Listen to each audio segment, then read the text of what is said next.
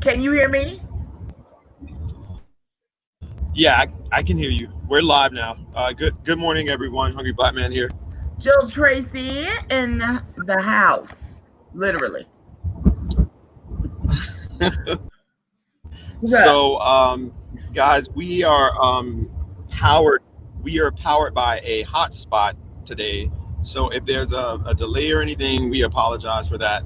Um, Mm. I was late today. I had a very stressful day. We are on our way to Orlando to review some black-owned eateries, and then on our way to Atlanta, then to Tennessee. However, I drive all the way to the goddamn airport, and I don't have my ID. I don't have my license at all. So that was a big problem. But So, we're are here you now. all flying or are you driving? We're driving. I can't. My anxiety Okay. disorder would go Yeah, I was insane. gonna say. I mean, I can't do mm. that. All right. So today we're sorry for starting late, guys. Again, we're gonna get into our Karen report, but today we have a bill report from a guy who feels very threatened in a Costco because a senior citizen asked him to put on a mask, and so he starts screaming in her And it's face. here in Florida somewhere. Here we go.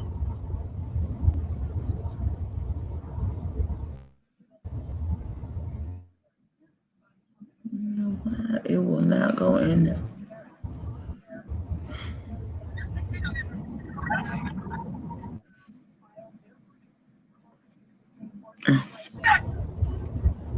Let's see this again. Angry white guy. I bet he's a cop.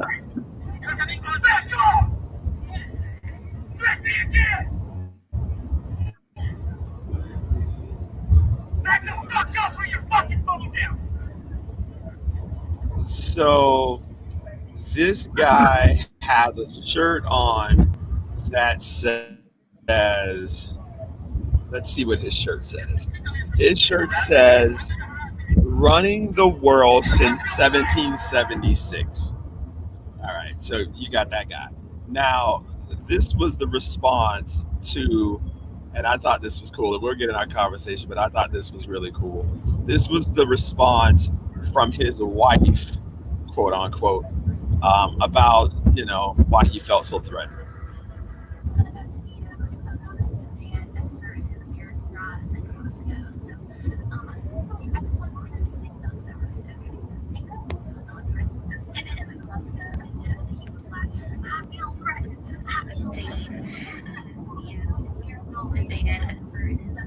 That's in Costco. So I just want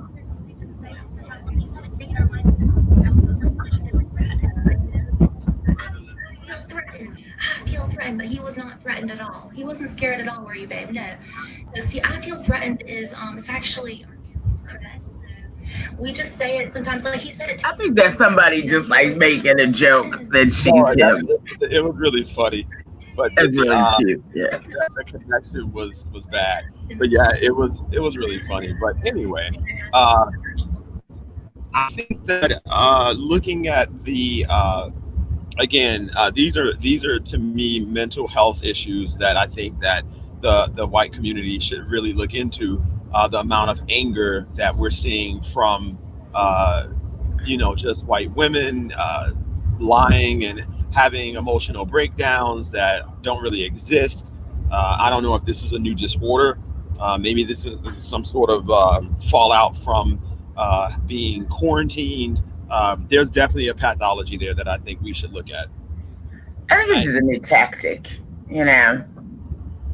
because they really have nothing right now. There's like nothing. Like, what are they gonna go to? Because they're the whole racism piece is held up by they fear us. And why do you fear us? Well, I would probably be afraid of people that I have shitted on, and my whole lineage is shitted on for the past 400 years. They would, and now they're free, and now they work in the office next to me. Yeah, I might feel a little guilt. Yeah. That's what that shit is. I mean, There and some was of them don't even feel that shit.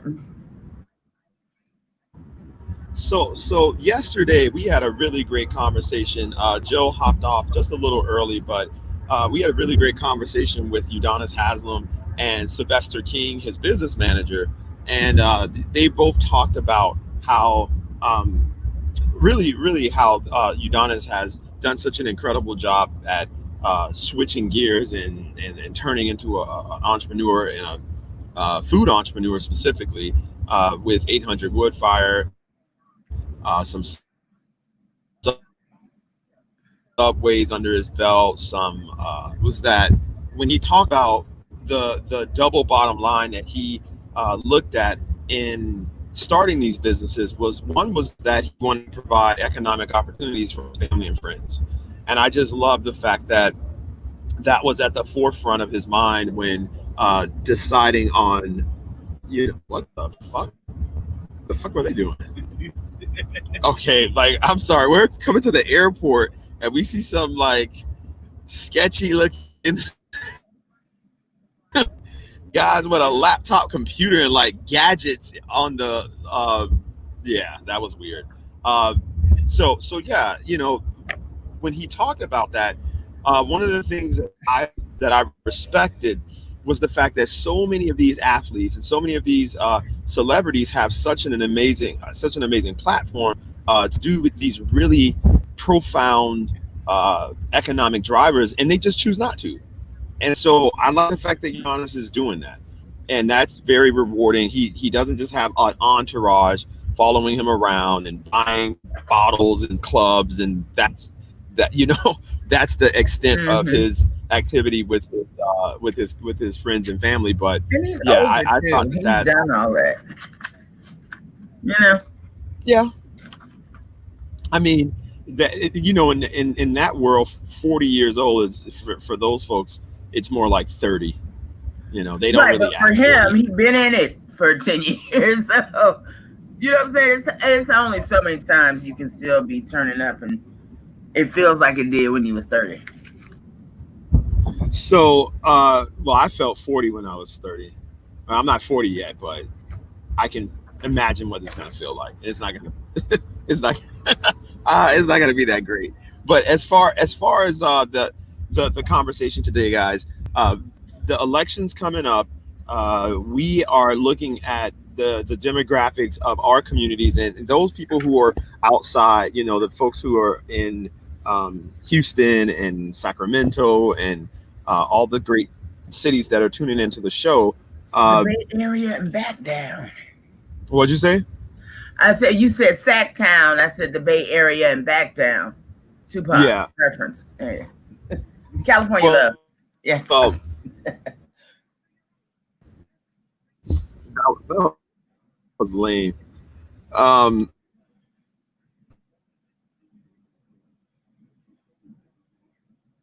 Probably because you're at the airport. It is stopping. It's freezing a lot.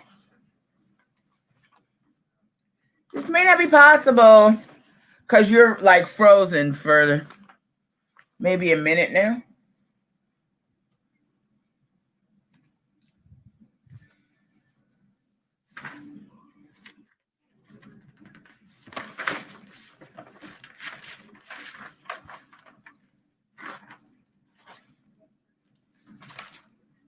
I'll do that one or not.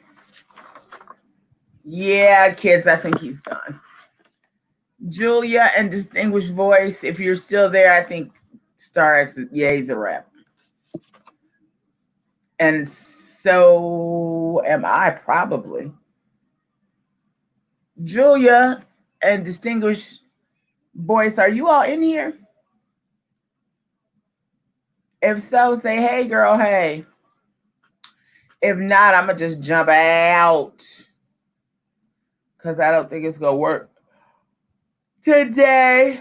And I'm tired any damn way. Oh, so you all can see me. What's up, Ronnie? How are you? Okay, so you can see and hear me. Okay. Well, maybe he will come back in. Ronnie, are you in Miami? Julia, I know you're in Miami if you're still there. Um, because I did want to talk about the today the District 9. I just posted, where's my phone? I just posted it on. Oh, okay, distinguished voice. All right, well, let's see if he comes back. Hey Tanya. Yeah, I guess I'm still on his live stream, but he is like near the airport, so maybe he'll be able to come back in. Um, but yeah, those of you, are you all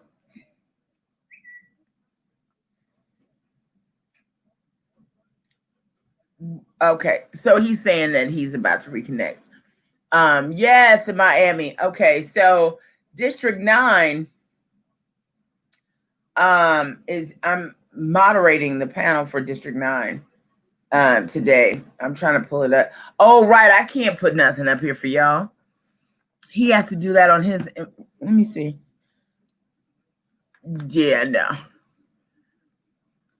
Well, now I know I need to have it on my side too. So I'll take care of that. But District 9's candidates, those that's South Dade. And so the candidates for that race, Mark Coates, Marlon Hill, Keone McGee, and John Ferris. I am moderating that panel today from 7 to 9. That is a long ass panel. From 7 to 9. So if anybody is down south, it's on Zoom, of course. Okay, where did he go this time? He's back. Tell us what District 9 is, what cities. That is Homestead. Let me get my list. Hang on, babe. I'll get it for you. I know it's South Miami, Homestead, the Redlands.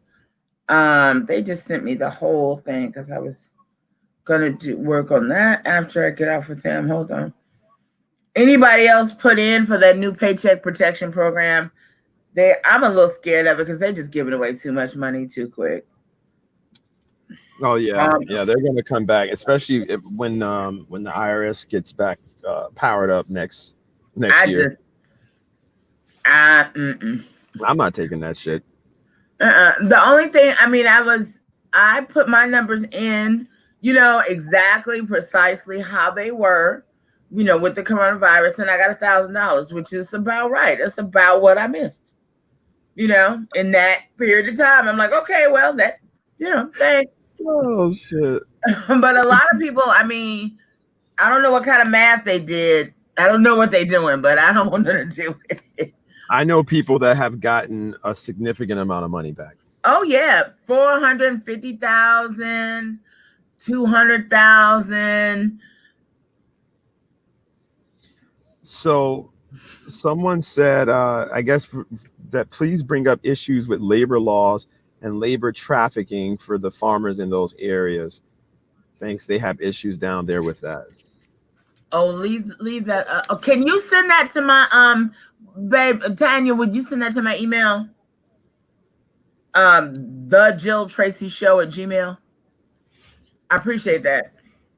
I'm trying to pull up the notes they sent me this morning for it, but I'll find it. Go ahead, Starks. I'll find it. Well, yeah. So there it is. Right now, when we have really great conversations that lead to action, I'm looking at the economic drivers, right? What are the economic drivers of Black neighborhoods? Okay, like you're supposed to have certain anchor stores, right? You're supposed to have a bank, you're supposed to have a grocery store, you're supposed to have some form of a healthcare facility, whether it's a clinic or a small hospital. Definitely some form of recreation center, in the sense of recreation, movie theater, bowling alley, and things that are used for family time, parks. And so when you look at these economic drivers and you look at the Black community, that's fragmented, right? but the majority of us in Broward and Dade, we're clustered. So in Dade, we're clustered up north along the 27th and 22nd Avenue corridors. And Mm-hmm. then you have an anomaly with Miami Gardens, right? Right. Where it's a self-contained space, right? So let's just, for the sake of argument, let's talk about Miami Gardens that has, let's see what they have and then see how that place grows. Okay, so it started with Mayor Gibson, Shirley Gibson, and now it's with Oliver Gilbert. And the economic drivers of that community, someone said intentionally fragmented the black community. It is, and that's what makes Miami Gardens special, because it really is a self-contained city if things can continue to go the way that they're going. So when you look at the two high schools that are there, let's look at, in a perfect world, how would you improve Miami Gardens economically that then trickles down to, excuse me, I don't like that term. That then, Trickles down. I hate that fucking Reaganomics shit. But if you look at how an economy, how a local economy has an impact on education and crime, are there correlations to that? Because one of the things that people seem to think is that in poor communities that happen to be black as well, that crime is a sign of a bad economy. Okay, that senseless gun violence somehow is a sign of a bad economy. And they will make statements like, well, if these guys just had jobs, then they wouldn't be breaking the law.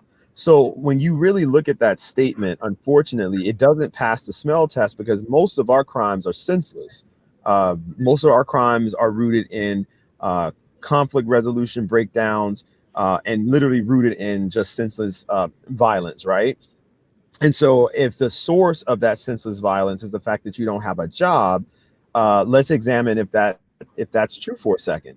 And so I wanted to ask you, do you feel that that is a correlation, before we get into really what are we asking for to see our communities develop? Because if you take a community like, let's take Miami Lakes, right?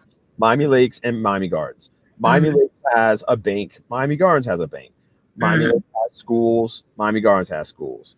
Miami Lakes has dental offices, doctor offices. Miami Gardens has dental offices, doctor offices. Recreation centers. Miami Gardens has Top Golf. Miami Lakes has AMC Aventura. AMC movie theaters. They have Main Street. Some attractions over there. Okay, Miami Gardens has beautiful parks. Miami Gardens has beautiful parks. Right. So, like, when we keep going, you start seeing there's parallels, right? So why do we have crime? So why do we have that type of crime? Why do our communities have this unique, a place? Well, because there's certain, I think in general, the zoning is different.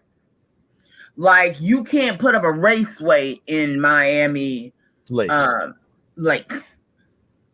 You can't put up I'm writing this a down. Walmart in Miami Lakes. Though, you know what I'm saying? No, seriously, those kind of big, typically discounter or lower end kind of entities that disturb the aesthetic of the community, and and create unnecessary incoming traffic into a community. Communities lobby, against that kind of stuff. Miami Lakes did, Miami Gardens didn't. So there, that's a bit. And when you have those kind of spaces, that's where you get crime. So and I think that's really the only difference. Like, it's only so much. You cannot, certain places, you just can't put up certain things. And those big, just, I look at Miami Gardens and Opalaka, and just the other day, as I mentioned to you, go in, and if you don't believe me, even those that are in both communities, go to a, Dollar Tree in Miami Gardens and then like around 27th for somewhere up in there, and then go to one in Miami Lakes. Come to where was I the other day? Oh no! I tell you which Dollar Tree to go to. Go to the Dollar Tree on I think it's 47th and 183rd. Then go to just go in Pembroke Pines and just pick any dollar store. Anyone. The one on 27th and Miramar Parkway. Just pick one. And you'll see exactly the same company, same store. And there is just a way that even company, it's the same company. So if you have a standard of practice, it would seem you would have it in all of your stores for continuity. Now, what do you think about the pushback that those stores are reflective of the workforce that lives in the community, and that the management of the stores is indicative of the way that the store is managed? No, because that's my brand. They don't own those stores. They're not franchises even. So you are still responsible for. That's like if you had a Macy's. You're not going to get one in Miami Gardens, but say you had one that was raggedy and the one at Aventura was, well, Macy's is not a good. Macy's is pretty raggedy period now. But Macy's has turned into Burdines. Huh? No, I said Macy's has resulted back into Burdines. So I think that. But the point being, the communities, and which is why, like this forum I'm doing tonight for District 9, why these community forums are important, because that is where you get to legislate what can and cannot happen in your community. So let's go back to your premise. All right. So you feel that when we look at two parallel communities like Miami Gardens and Miami Lakes, right? Mm-hmm. I mean, those two are pretty, they're both suburban neighborhoods, have pretty much the same anchors. The difference is that the first difference that you pointed out was that you feel that the zoning is different in these communities, which is true. Okay. Mm-hmm. Then, so you think as a result, because the zoning is different, when they bring in lower grade stores, that usually attracts low income people, that somehow breeds crime. Or people who don't want to spend. No, that's not what I'm saying. I'm saying there is a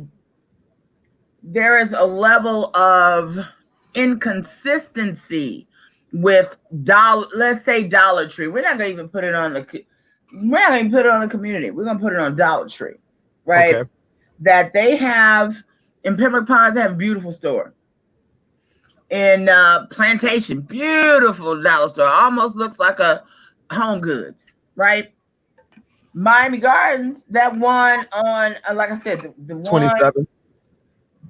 There's one on 27th across the street from the wall. 27th and 27th and Miramar Parkway. That one's is better than the one on 47th and 183rd.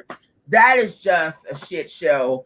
Like I was in there. I was like, I don't even know if I want to buy shit out of here. It was just that, and the boxes and the aisles and shit just all over the floor, and it was just a mess. And it's like typically every time I go in there, it's older Spanish women that work there, and I think they just don't have any regard. Like nobody's telling them, like they're telling the people, in Pembroke Pines or wherever. You must keep this store like this. I think it's management. I think it's the management. And I think there's a level of self-hate that goes into that, in my opinion, because when you look at certain brands and you look at like Publix is exemplary all over. The Publix in Miami Gardens is just as beautiful as the Publix in Aventura. And which one? They have different. Because when I look at the Publix on Miramar Parkway and 47th again versus the one on 47th and University. Yeah, it's management. Like I absolutely hate the Publix near me on 163rd in North Miami Beach. That is one of the worst. Oh, they're about to get rid of that. Yeah, and they're going to redo it finally. But watch, they're going to have to get rid of that whole management team because the management team of these communities, the reason why I say self-hate is that when you start, like, I want to have a conversation about just making stark comparisons so that folks can really say, like, think about this, right? So if I'm driving in Miami Gardens and I'm driving in Miami Lakes, at the end of the day, why does Miami Lakes look like that and Miami Gardens looks the way it looks, right? Again, And certain areas in Miami Gardens looks just like Miami Lakes, like Rolling Oaks, right? Rolling Oaks, Andover. These are communities that are beautiful. And so and Miami Gardens, they have associations, and okay, they have agreements that they're going to keep their property a certain kind of way, and they meet monthly. Why is so and so on that street having parking on the grass? The next month, it's a sign on the grass, no parking on this grass. This is That's what I'm saying. It is, people are engaged and they are making decisions for those communities. That this will not happen here. Period. We're not having it. right? And That is so, the difference. I don't think it's. No, I don't know. I mean, there's that's always somewhere deep rooted. I imagine, that's sort of how their houses look, so they bring that same presence to their job. But it's the company, when they, please believe, they do walkthroughs of those stores, and I think that it is a company edict. They know what they're doing. They know that, if we make this store smart, sparkling, and new, 9 times out of 10, because we have a client base that likes it, they'll keep it that way. But if we just throw some shit in here and hire these $4 hour people, who are just gonna walk around these boxes all day and let them sit in the middle of the aisle, then we're gonna still sell the same amount of shit, and we can play into the narrative that, Black communities. Look at them. You know what I'm saying? This is what happens in Black communities. This is what we have to put up with, to service those communities. but that's the thing. So my question, Ronnie said Miami Lakes has been around a lot longer than Miami Gardens, and that's actually not true. That's not true. That's not true. But as far as the comparisons, right? When you compare, let's take Carroll City High School to Miami Beach High. Why would I want to send my child to Carroll City or Miami Beach, based off the education, based off the way that the staff treats the children and all that good stuff, right? When we start comparing the public goods against each other, why is there a difference? At the end of the day, when you say everything is supposed to be the same, right? So in theory, if I go to a public school system, the same way a company, and this is what makes me mad about the way that these Republicans, specifically in Miami, have this idea of, excuse me, guys. So Emmy, yes, you're right. Part of Ghouls and West. You go up you go to Enterprise. So you go to the very front and you make a left and you just park in that area. Mute your microphone. Right in front of. Oh, I'm sorry. Beverly said, I asked once in my dollar store, it's so junky. And I was told it's because they say people don't want to work. See, that's it. They wouldn't be there. If they didn't want to work, they wouldn't be there, right? If they don't put any pressure on them to do anything, they load all that stuff in there, and then that manager, got a hair appointment at 5:00. So whoever came in under her, after her, y'all responsible for them boxes. And then them two girls that just got off work and dropped their kids, I was like, I'm not unpacking all that shit all goddamn day. It's a cycle. Do you know what I'm saying? So it's not, and so, the manager, the Spanish manager, gets to go back and say, they won't do anything. They don't want to work. So, and then you get that whole cycle all over again. Y'all know, listen, we know that the average woman, and that's usually what's in there, is women. The average woman, I don't care if she is of standard and, working a job, taking care of her kids, etc., etc. 9 times out of 10, her house is decent. It just is true. We don't like nasty shit. We don't like a dirty house, period. And she worked there, so she get all the cleaning supplies and everything she need for $1 or, 50 cents. Come on now. It's like people got to start, you got to give as much grace to those people working in there, typically us. I mean, I always look at the structure.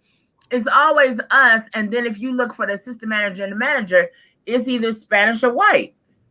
I rarely, or it's a black gay guy is the manager. So And so so I was getting at someone put it's yes, the Beverly. taxpayers in black communities that doesn't demand better. Exactly.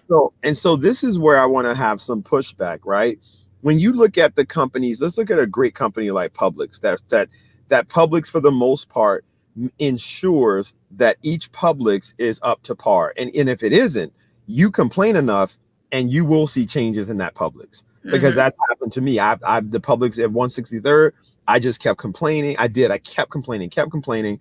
And sure enough, I saw a bunch of incredible changes. And the change that really just made me furious one day, Jill, I went in there, and that is an Orthodox Jewish and Haitian community, right? So the Orthodox Jews and the Haitians that like go there, a lot of them have, WIC, social services type vibe with the cards, the what is it called? The food stamp cards. And you see that a lot because the Orthodox families, they're huge, they're massive, they have these big families. And so I didn't like the fact that this Publix to me was disrespecting the community because the people are poor or the people don't have as much as maybe another community would have. And so I went to the manager, and I was walking down the aisle in the chip aisle, and I guess a little baby had opened a bag of chips and just poured all these Cheetos everywhere. And so I made my round shopping, and I came back over there, and it had to be maybe 10 minutes worth of shopping, and I'm like, why the fuck is this still here? So when I went to look for the manager to complain, I couldn't find anybody. So finally I see the little green vest, and I tell her, I was like, listen, in the chip aisle, there was a spill over there and no one cleaned the spill up. And so she's like, oh my God, I'm so sorry. And so she goes and she starts cleaning it like this manager, whatever. And I saw the staff walk by her, look at her, and just keep on going. So there was no respect there for whoever this woman was. And I pinned all of that and I emailed it to the GM, and apparently the GM was on vacation. So when the GM got back, not only did I get an email back from the GM, he asked me to come in and to speak with him like face to face. And so I did that. Like, it was the most, I was just like, man, this is incredible. Like, my neighbor grocery store is this responsive. Now, what I'm saying is this. Where shopping is a pleasure. Right. And so my thing is that I like the corporate structure of the way that things are run. And when I was in government, I wanted to run my parks the same way, taking from the private sector and holding our employees to that same standard, right? And I look at the school system and I'm asking myself, you got all these Republicans here that are always talking about free enterprise and capitalism and how we should embrace this model, but they don't do that in the public sense by ensuring that if the school system is a corporation, why isn't every school, just like every Publix, the same? You need to have the same level of management, meaning the principals, the same level of management, the same level of customer service, which are the ladies in the front when the moms come in to get things done for their kids. I hate going to our schools. Right, but Beverly said it. Beverly said that the whole thing. Taxpayers in Black communities don't demand better, period. And until you demanded better, you got it. That simple. And until they do, until they realize that they are empowered to demand more for their children, that's all they're gonna get. That's why do you think that we don't? Because we're used to not having shit. So it takes you to be out of that experience to understand that everybody don't live like that. And when you see better, you do better. Do you know what I'm saying? You have to people. And another thing is, people do not take the time. A lot of us don't take the time to understand what government is. Most people do not realize that you pay their salaries. We pay government officials' salaries. Your taxes, road tax, all of that money that we bitch and complain that comes out of your check and this, that, and the other, that's because you're paying all them people that are then treating you like shit. And you pay their check. So that's like you having a housekeeper, and you tell her to do 12 things and you come home and she did two and you like, okay, thank you. And you pay her all the money. Not in a million years. Then people have got to, it's, those of us in these spaces have to do a better job in teaching them that. Laziness, you know what? How many really, I hate when people call Black people lazy. I hate it because if anybody takes the brunt, I don't care what level you're in, that takes the brunt of the shit work, it's the Black folks. Now, I don't know where you work or where you from, Tracy Jackson. Or you could be saying laziness, like we're lazy and don't do the work to find out X, Y, and Z. And I push back on that too, because again, I'm going to pull that up and I'm going to send it to you from the Black Women's Health Initiative that does this survey. I think it's every 3 years, and determining stress levels of different ethnicities. And Black women, on average, over the past decade, register with the stress level of a white woman in a mental institution on a daily basis. So just imagine that your stress level is the same as a white woman in a mental institution pretty much every day you get up for work, right?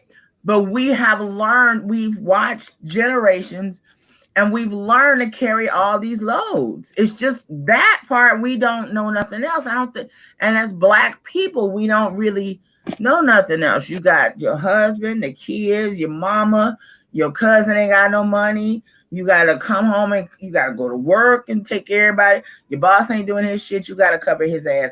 The girl that he's sleeping with in the office, you got to cover her ass too. You know what I mean? It's everywhere. You don't even realize how much shit you juggling at one time.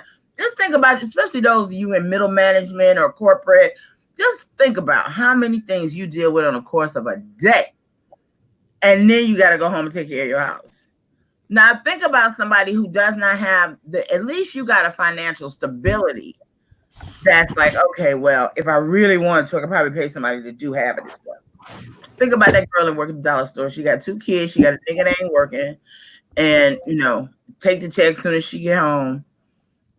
The kids ain't eating right. And now they acting out because they eating cheese doodles and Twinkies out the dollar store every damn day. And then she got to come home and deal with that, deal with them kids, deal with him, deal with his raggedy friends, deal with her mama needing money, her cousin. That's not a lazy person. That's a tired ass person. That's what that is. Do you think that getting back to no, but that's it. To your point, right? You have all of these things at play in the Black community that other communities are not really dealing with. Look at Spanish communities for the most part. Spanish, Haitian, Jamaican, a lot of immigrant communities. For the most part, they're going to all live in the same damn house. But they working, they hustling because they got a plan. And in 3 years, everybody going to have a house. They're going to be up out of here, but they made this decision. Right now, this is what we're going to do. Totally different dynamics. The Black tax, carrying the weight of family, community, race, when accomplishing anything. Yes, Jessica, thank you, LaGarrett. Yes, that's what it is. They're Black businesses who live in the same community. They have their businesses and have a large influence in shaping the community. Their personal taxes and business taxes. Yes, they do. They do. Right. And a lot of times, Tanya, that is so true, because as soon as they get $5 over their lunch money, they move out of the community which they're serving. Yeah. Yes. And so that yesterday, someone There's three things with this election that I wanted folks to really talk about, and the first is the aesthetics of the Black community, and I would like to Oh, host. wait, before you do that, go answer Jessica's question. Where she says This I'm one, running for office. Yes. I'm running That for is so office true. now, and maybe 70% of the people who I speak with in my community don't know what Don't my know what my job job would would do. be. Yep. No, and that's unfortunate. But it's true. You know it's true. You know that's true. I'm doing that now on Hot Talk. I had Nikkei Abadiah on talking about judges. What's the difference between anybody on here? What's the difference between civic court judges and county court judges? In circuit court, what is that?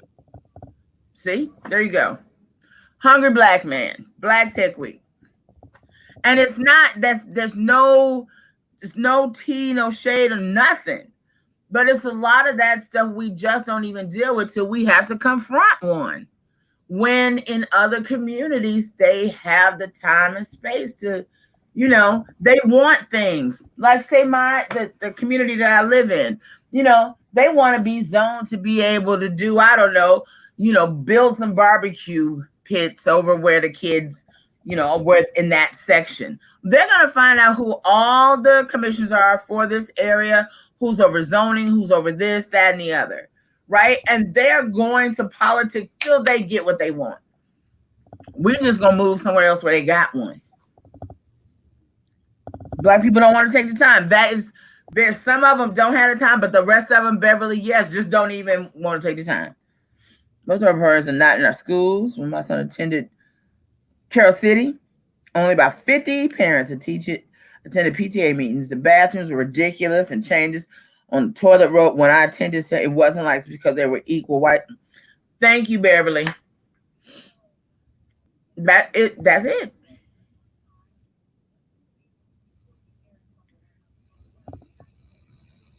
So you know what I'm saying? Until we can, and that's what like this whole moment. That's what this whole moment is about. Just like you addressed, Star X, like it's something as simple as how that stood out to you that the manager came and got up the chips, but the person that should have been doing it just walked past her. Like, well, I'm glad you know what I'm saying? And that was like, okay, that's kind of egregious.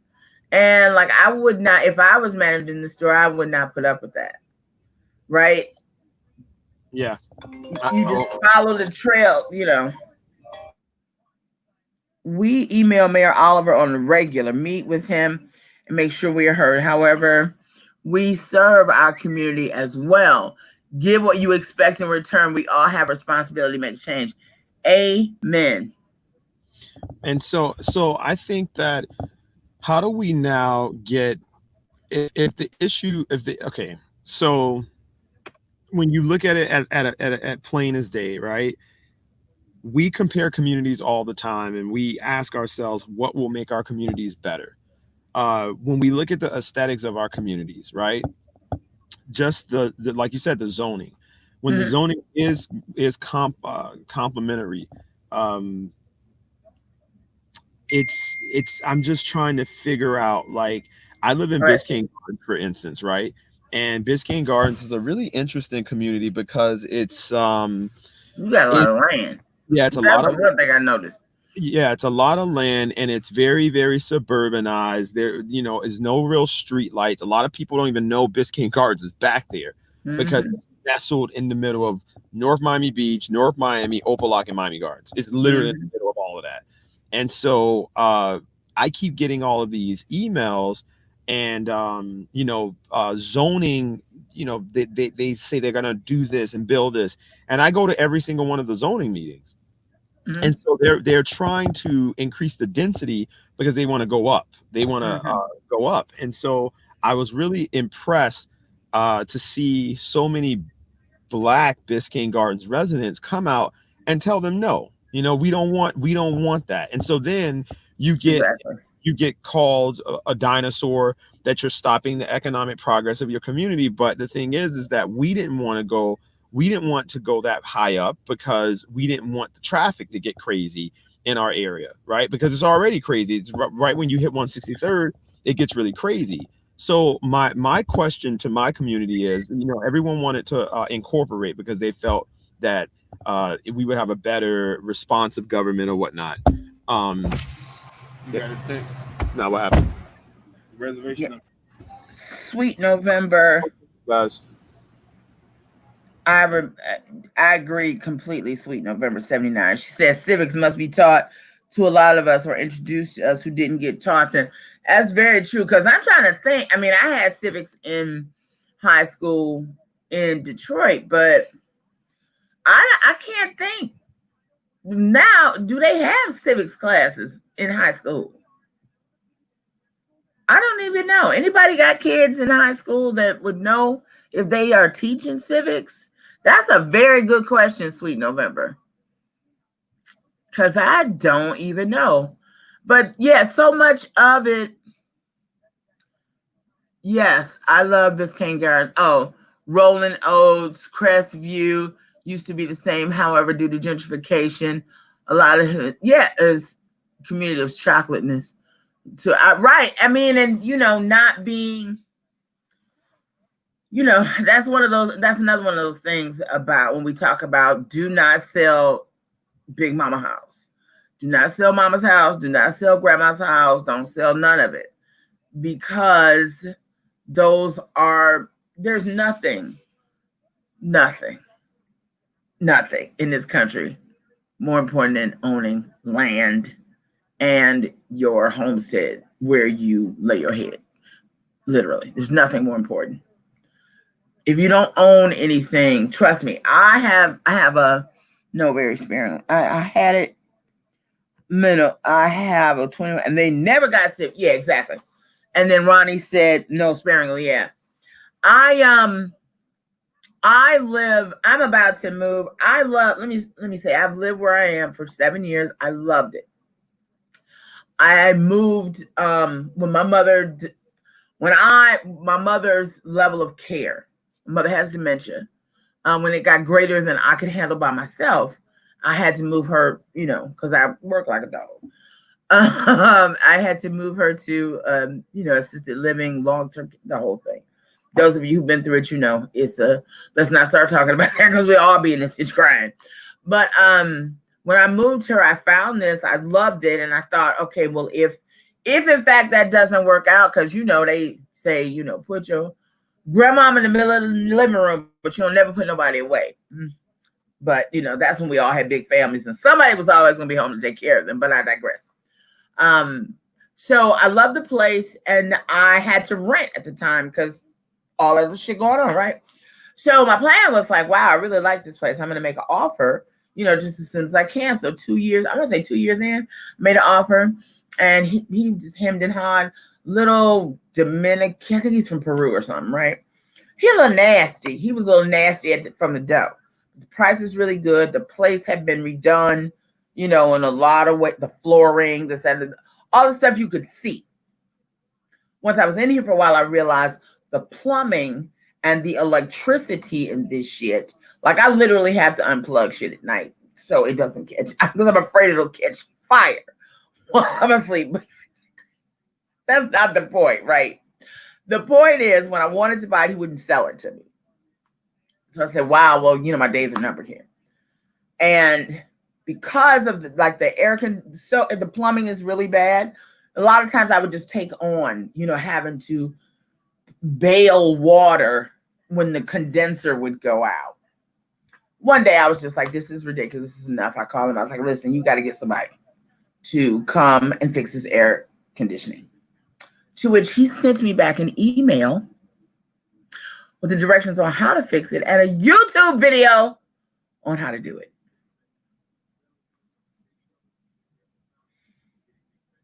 So, I've been packing for I started packing right after the phone calls. I just started packing.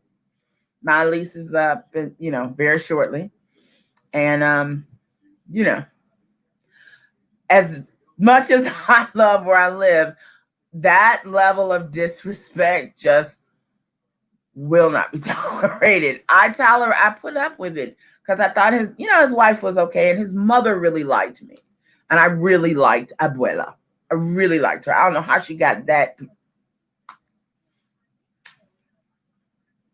All of that to say, people, that I don't own this. And when we move out of the space of ownership, we are just prey to every predatory whatever that's out here. Also, Robert Brantley. Hey, Robert. Leaders in the past, like Joseph Caleb, yes, used his power and influence to create jobs, inspire people, instill in youth, and kept the people informed. Unfortunately, those around him straddled the fence, compromised their integrity, and allowed another great leader to become exposed and killed. Amen. High five. That is as we approach this political season, that is something that we really need to talk about, because, get your hand out of your pocket. That's a real thing for everybody still. Do not believe people are not embedded in people's lives to make sure they do right. That's all I'm going to say about that right now. Also, Black people who may not own where they live may not know how to care for their community. Amen. And, a lot of times they're that first Black family that, people want to say hello to just so they can figure out who you are and what you do. But other than that, they ain't paying you no damn attention. And you don't know that, just because they come cut the grass once a week, the bushes are your responsibility. And girl, I could go on about that one. It is sad, Anthony. I mean, it really is. However, I think that, and you all chime in, I'm sure he'll come back in a minute. What time is it? I got to leave at 11:40. 11:40. Please chime in, those of you who are still here with me. Star X for mayor.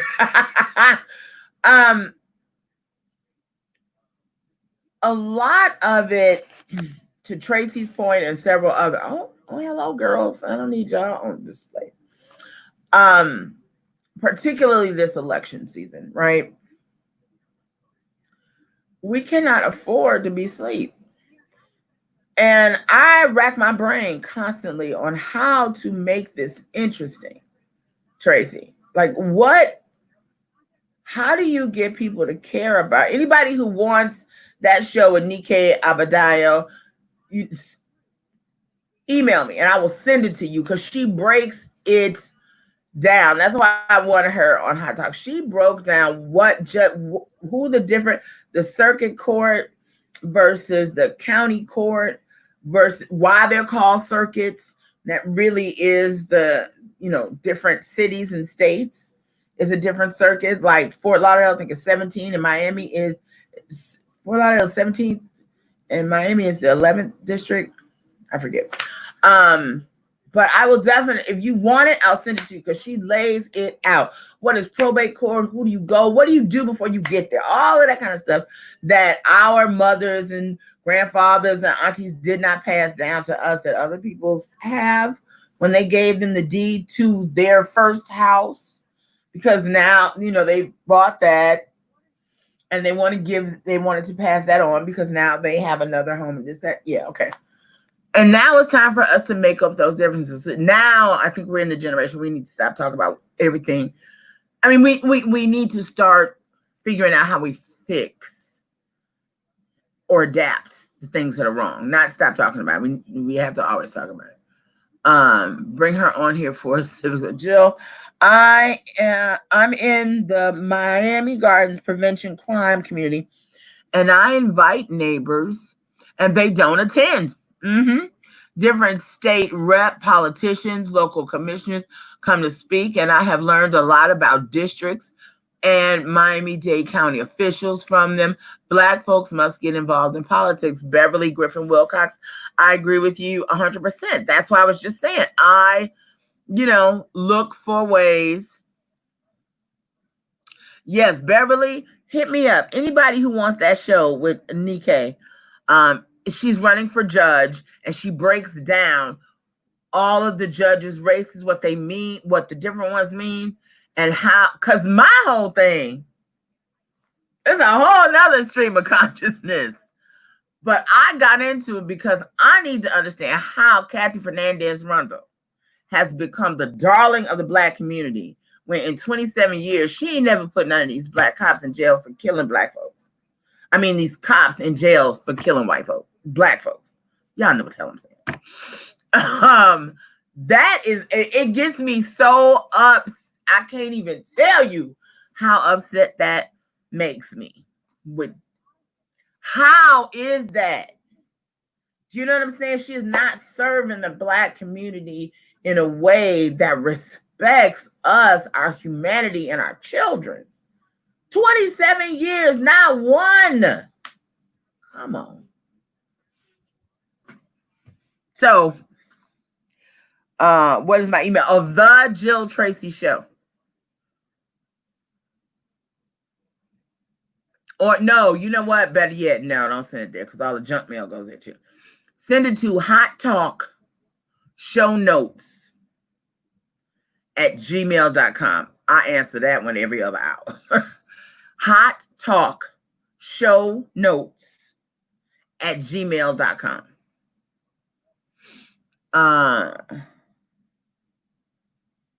Time to figure, yeah. We should not fall into complacency by always saying that the system is designed to keep us down, even so we have to find ways to better ourselves. Exactly. They like her due to child support. But that's you know what I'm saying, girl? And that's a given. If he ain't doing it right, any good lawyer, you know what I'm saying, and state attorney is gonna make sure you get your child support. But all the other stuff we're gonna ignore for And I mean, and the fact that Janet Reno she used to work for Janet Reno. Janet Reno put her in place. What exactly did y'all expect? But you know, but again, you're right. They ain't paying attention. They are not paying attention to that. And all of this, you know, and direct filing kids. Yeah. They like to do, and direct filing. Yep. We have to look critically at priorities. Yes, Maxine. She lied the other day and said she didn't have control over it. Yes, and is working on it now, has ideas to move forward. You heard that too, Jessica. I'm like, girl, bye. Tell her lie to somebody else. Tell her lie to somebody else. Oh, Lord. She has only been on my show one time. Because I typically don't, well, I used to before coronavirus. Coronavirus happened. And now I can't do live shows because I can't have guests in the building. So I have to interview, you know, the people like on Thursday, Friday, whatever, and produce the show, put it together, and then run it on Sunday. So, but typically I would never have nobody on the phone. But her people, you know, was like, she just can't come in. It's 11 o'clock at night. I'ma just say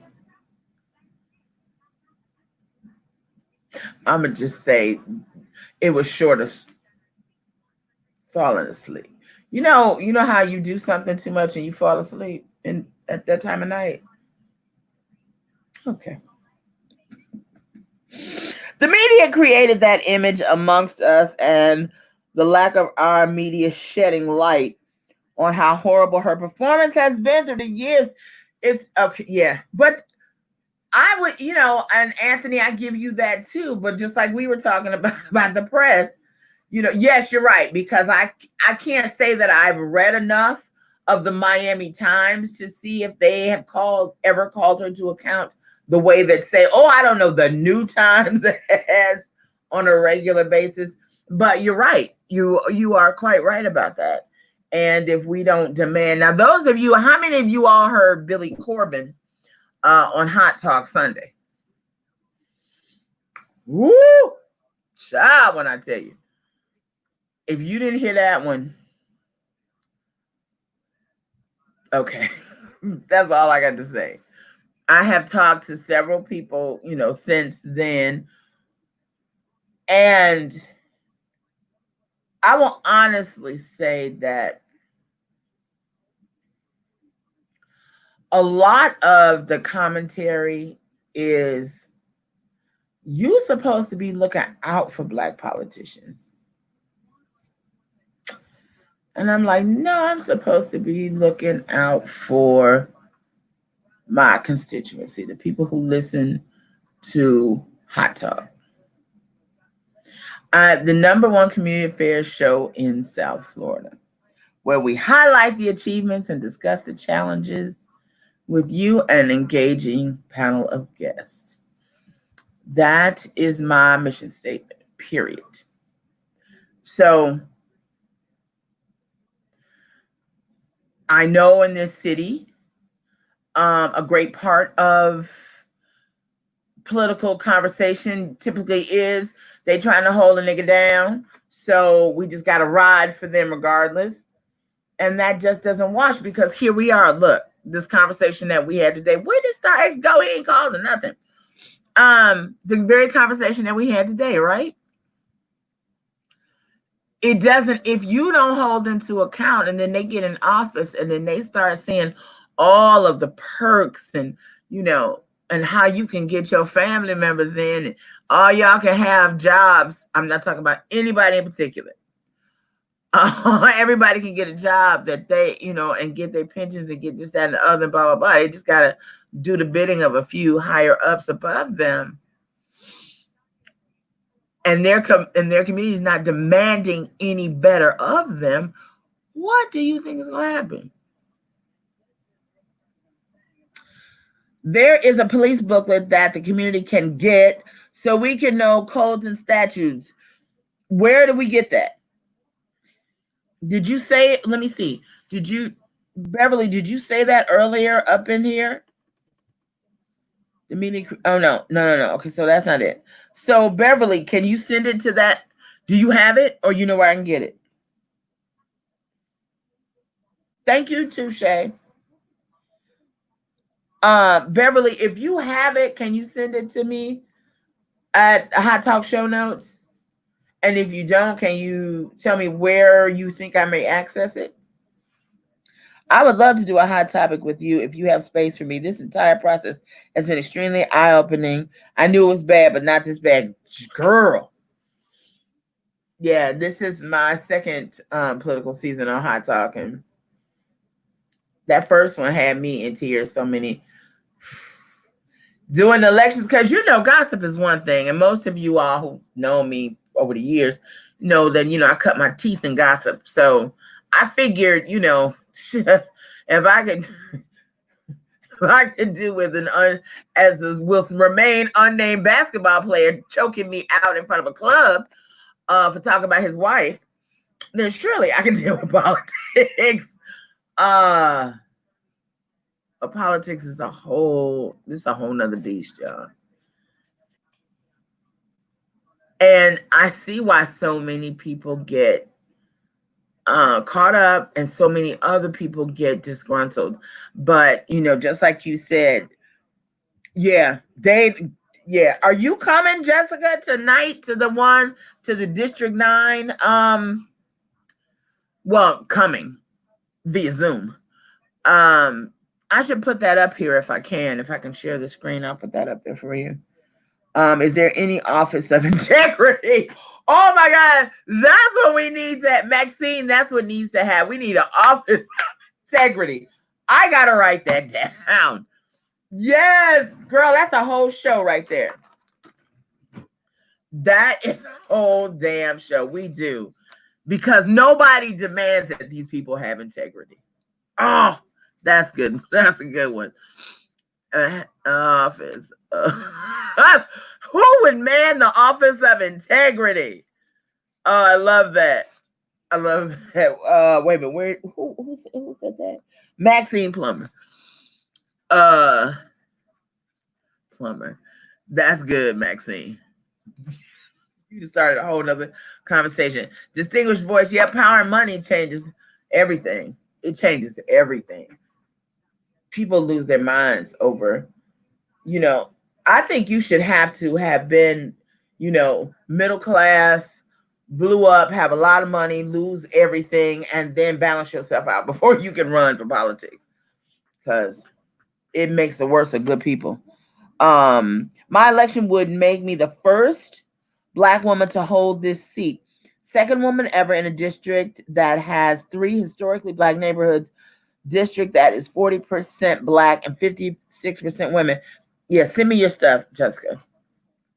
I will get you. Jill, do you know why Luke was so upset about over this weekend? Had to, but Luke always upset, y'all. Oh God, I don't know. I don't know. I stopped trying to figure Luke out when I had to grab my Rolodex and leave my office in Luke's Miami Beach when he called me a bitch after I had been putting his New Year's Eve celebration together for 3 days. It's a whole long story. It'll be in my book. But yeah, Luke is just pissed all the time. Luke is a very, but I will, listen.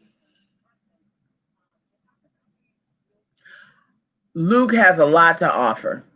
A lot. He's very, Luke is somebody who really has seen the lowest of the low and the highest of the high, right? And has managed to stay in his community. He has a lot to offer. And I think a lot of times he gets really, gets incensed that certain people don't give him the credit he deserves and other people mistake his kindness. And that's a very volatile cocktail, in a black man. But Luke has a lot to offer, and I really do think that Luke should run for mayor. Luke, when he ran for mayor, he should run again. Whenever it's time, Luther Campbell would be a great mayor of Miami. But no tea, no shade for whatever we've been through. I will tell you that if given that opportunity, he could really make great changes in Miami. He was calling. Oh, I heard about that one. I didn't see it, but I heard about that one. It's an important office. The trick is to find an honest, independent person to be the director. Exactly. You can't be beholden. If you think about running for office and you're beholden to anybody you can even think of, don't do it. What do you, Maxine, Ronnie Cross asks, what are you running for? He's losing significance and it's killing him. Do you know where I can get copies of the show Blackish that used to be, Black Is, that used to be hosted by C.T. Taylor, working on a project? Was it a radio show, television show? What kind of show was it, Robert? I'm not familiar with it. Black people must research all these non-Black candidates' bios. Check to see if they were racist in their youth or their college days. Black people stop taking other people advice on who to vote for. Amen. Listen, Nikkei talks about that too. And she talks, because she and I, a big part of the conversation was about lawyers. Because a lot of people do that. They'll, I got a lawyer, this, that, and the other person, right?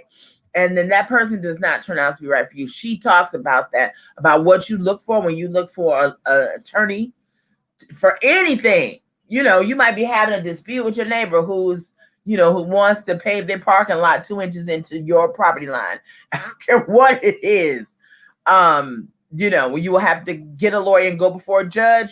When I tell you, she broke it all down. So yes, Hot Talk show notes, and I will send you a copy of that show. I'm building out the YouTube, so they'll all be there at some point soon. But in the meantime, just hit me up. I'll send it to you. It was a TV show. I don't know. Do you know what years, Robert, roughly? And was it a local show? Black Is, if anybody knows. What about the host of this show? He is very invested in community service. He would make a good mayor. Star X. I don't know if Star X has ambitions, political ambitions. I think it would just stress Star X. He does. I think a lot of times, like Star X is great to work with a mayor. And I don't know what his ambitions are. I don't think they are to be in public office. But he is definitely much needed in said person's cabinet. Yes. Girl, well, you know, I've done my research. I've been really involved in the Broward sheriff's race for a while because I want to say when I first took over Hot Talk, it wasn't very long, maybe a couple of months. It wasn't like a whole year that I had taken over Hot Talk when Sheriff Scott Israel reached out to come on the show. And that was 4 years ago now. And he has been once a month on a Sunday. He's been coming on the show ever since through all of it. All of it. And yeah, I've done a lot of research on Gary Tone. It's Funky Dineva. Hello, darling. I have to call him back. Maybe he discovered that I'm live. I'll text him back. What time is it? 11:30. I should probably jump off now anyway. He was cussing everybody out. Luke, I believe it. But his head will explode. Yes, Tracy. Star X ran? No, Jessica. Yeah, Luke ran. That was not the time. He didn't stand a chance at that time. But now, things are very different now. Oh, oh, honey, I'll call you back. Give me a few and I'll call you back. Yes. Listen. Great story with Funky Dineva. When I first came back, James T. I wasn't back at Hot, and it wasn't time yet. Let me just say that. And I told James T. I want to do a podcast, and so he made a way for me to do this podcast. And I had discovered Funky Dineva. He had just started, and so I reached out to him, and I found out he was from Miami and stuff, and he really started doing that. My hair is laid like on my little podcast years ago. And full circle, we stayed friends all along, but he kept telling me, you need to get your YouTube together. And so full circle, he hit me up one day. He was like, child, come on, we're gonna go on live. You're gonna go on my live. And that really jumped off my YouTube channel. So yeah, thank you. And that's, friend Nessa girl. Yes, friends recognize friends. And yeah, he's wonderful. StarX did I emailed you all the background information for who the hell is that? Okay, anyway. I'm sorry, y'all. I'm gonna stop answering that because it's 11:30. I gotta get up. I'm gonna answer what we have up here, and then we're gonna go because clearly StarX is gone. Oh, wait, Nemo's. Listen, y'all see that Nemo's Ooh Wow Lemonade? When I tell you how good that stuff is, I can't. And where did you get them bottles from? Like his packaging is so great. He's here locally. But I need to know where you got them bottles from. I love them. Please hit me up, and I want to have you on Hot Talk. I have not done an entrepreneurial panel in about 6 months, and I really want to do one. So, right, since Dax is not here, I'll tell you what else I'm trying to do on Hot Talk. But yeah, I am. If Nemo's. So Robert, you see what he said? It was on CBS in the late 70s and 80s. TC was an amazing host. So that's Channel 4, right? Who do I know it for? Let me see. Robert, I will look for you. TC was the host, and TC Taylor. I'll just Google TC Taylor or ask Jim Barry. I know he knows. I'll let you. Hey, y'all. Hey, cute. There he is. There's Funky. Dineva is someone good to bring on for politics. He's right above you, Sweet November. He is sitting right above you right now, child. Jessica, StarX did for House, I believe. StarX ran for House of Representatives. I didn't know that. See, I love this. Yeah, I learn something new every day. Let's see. Anytime you want me. Yes, send me your stuff. When is hot? Maxine, Hot Talk comes on Sunday nights on Hot 105. If you are not in South Florida, it is hot105fm.com. It is our adult in South Florida. It is the adult R&B and old school radio station. And I do a talk show. I DJ on Saturdays, and I do a talk show called Hot Talk every Sunday night from 11 to 12. And yes, see you tomorrow, Ronnie. Have a good one. Hey, Victoria. All right, so listen, this was fun. You have insight on how to get copies of the show. I don't know. I will find out. I have a couple of friends over there, and in production, one, as a matter of fact, let me call her. I just had lunch with, well, we had a virtual lunch. That's a whole nother thing. And I'll ask her about TC Taylor and the show. The show was Black Is, right? Awesome. Did I get everybody?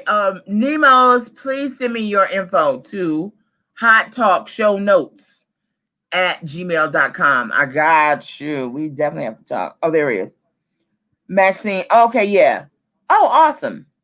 So Maxine, yeah, send me your info. And yeah, it's Sunday night, 11 p.m. on Hot 105. And Victoria. Good morning, Victoria. We're about to get out of here.